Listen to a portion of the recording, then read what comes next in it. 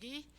Тэгэхээр за бүгдээр энэ том асуудал болчлоо. Олон талаас нь нухацтай ярьж гин.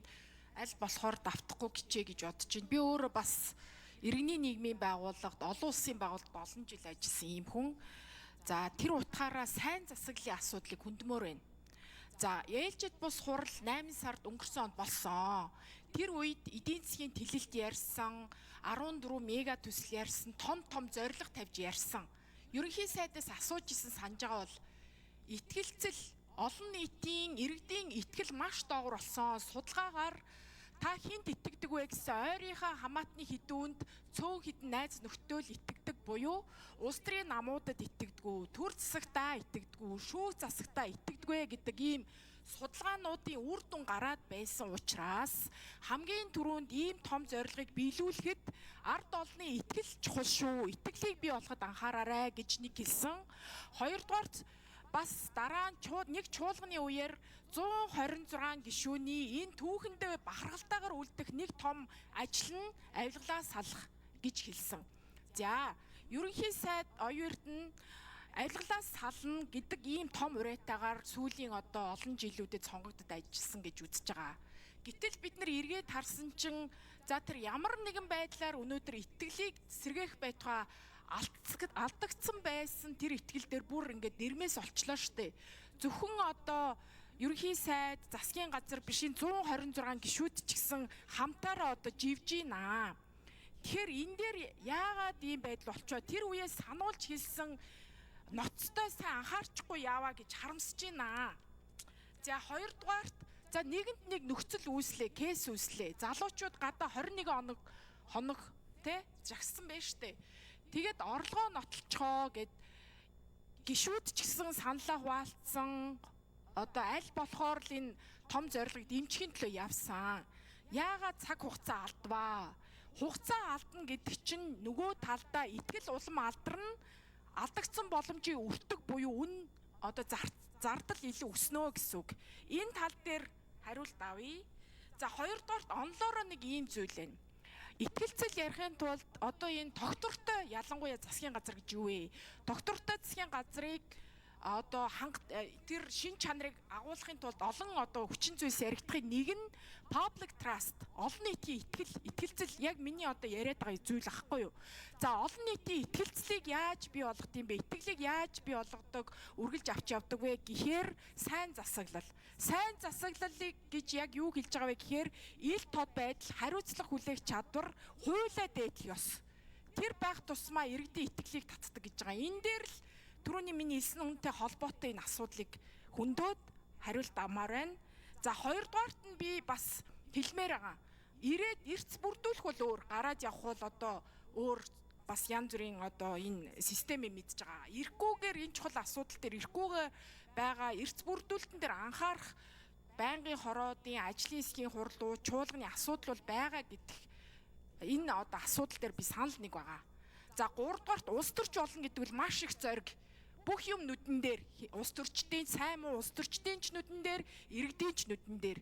Тэгэхээр үнэн байна гэдэг бол зориг. Зоригтой байхын цаана бол хүн өөрөө үнэн байх ёстой. Юу гэдгийг зорилго нь нийтийн төлөө байх ёстой. Энийг иргэд сайн олж хараарай. Тэрнээс PR-аар, сошиалоор гоё үг бичдэг тууртаж болохгүй шүү залуучууд минь. Гадаа байгаа залуус дотор миний ч гэсэн итгэдэг залуучууд байгаа. Намайг ч гэсэн өдөр тутам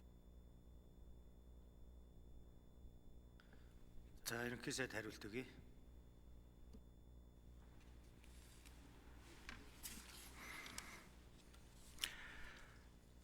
Яг энэ орлого нотлохтой холбоотой асуудлыг би төрийн байгуулалтын байнгын ордноор бас хэлсэн.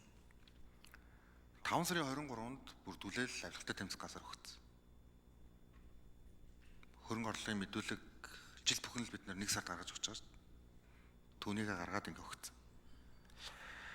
За энэ бүгдээрээ open data болон авилгатай тэмцэх газрын сайтн дээр бүгд л ил байна. За тэгээд 30 хоног шалгагдсан юм билээ. Шаардлагатай тохиолдолд 30 хоног сунгадсан юм билээ. Тэгээд дүгнэлт гаргадаг. Тэр нь хөрөнгө орлогын мэдүүлэгтэй холбоотой асуудлыг хийгээд ингэ явдаг. За би уулзсан хүүтэйгээ 17 сая төгрөгөөр бүгд авч өгсөн үнэн. Тэр материал нь авилгатай тэмцэх газар дээр очсон байгаа. 500 мянган төгрөгөөр одоо бугуйч авчихсан. За найз охин би давхаргасан. Тэрэн дээр одоо сэтгэл хөдлөлтөд хандсан. Ийм л зүйл болсон.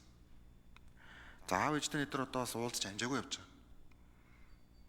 Яг энэ асуудлууд тэгээд нэг талтаа гарсны дараа бас нэг уулзъя л гэсэн юм бодолтой байж байна.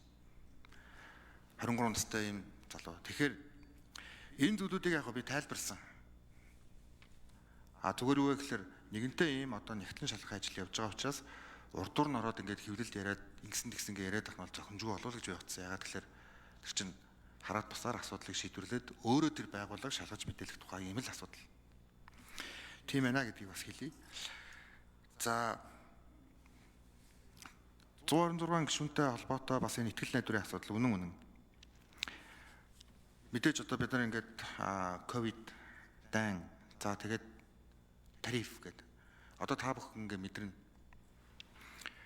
Нөгөө муулаад идэг нүүрсний үн ингээд буураад эхлэхээр экспорт доголдоод за төлбөрийн тэнцэл хүндрээд ингээд хань шалдаад ингээд нийгмийн бохомдол өсдөг. Тийм учраас ийм асуудал бас эдийн засгийн хувьд биднэрт бол ирж байгаа. Тийм учраас ийм үед бид нар бүрл илүү нэгдмэл бүрл илүү нягт байж ижил давж гарна. Би их талархдаг ковидын үед би бас ажиллаж байсан. Тухайн үед одоо хил мэл хаалттай тийм бас л нэг юм төвөгтэй үе байсан. Инфляц дээшлээд ирэхлээр аяндаа жагсаал болдог. Тэр үед бол Монгол улсын төр маш нэгдмэл байсан. Маш нэгдмэл байсан. Тэгжээж одоо тэр цар тахлын одоо ийм төвөгтэй байдлыг давж ирсэн. Одоо олон улсын нөхцөл байдал сая бямцагцаад хэллээ. Маш их драматай болж байгаа. Энэ үед Монгол улсын төр илүү л одоо нэгдмэл байх шаардж байгаа гадаад нөхцөл байдал. Харамслаа бид нар өнөөдөр одоо илүү тийм салангад илүү юм одоо хагаралтай байх ийм л асуудал. Тийм ч учраас бас энийг ингээд шийдвэрлэх нь зүйтэй юм аа гэж үзэж байгаа. За дараагийн одоо асуудлууд дээр бид нар бас шуурхаа ярилцаад ингээд явах нь зүйтэй. За яг мэдээж би бас өдрийн намын бас удирдлагуудтай уулзсан. Энэ одоо тарифтай холбоотой ч юм энэ асуудал дэлхий дээр ингээд тодорхойгүй байх үед бол би хамтраад явах нь зөвөө л гэдэг тийм байр суурьтай байгаа. Одоо хүртэл.